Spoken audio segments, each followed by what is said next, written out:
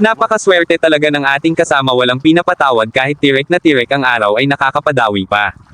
Iba talaga kapag buenes ang kasama, walang pinipiling oras, mapa umaga man o gabi. Ito na nga ang palagi kong sinasabi na kapag para sa'yo ay hindi mahuhuli ng iba at kapag para sa kanila naman ay hindi mo din kayang hulihin.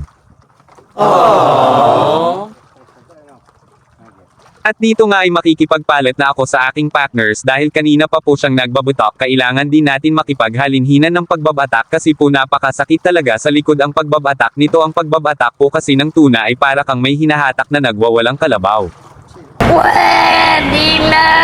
At dito nga ay hindi na natin papopormahin ang isdang ito kasi puyat pa din tayo sa nakalipas na magdamag. Ang angas mo ah!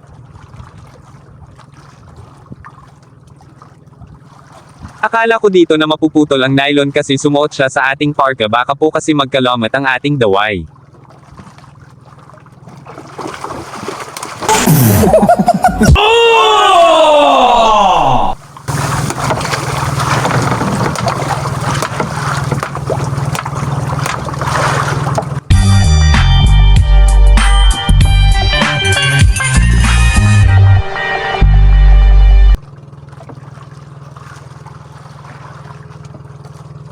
Paki-follow, like, share and subscribe naman po sa ating YouTube channel at FB account at TikTok mga idol.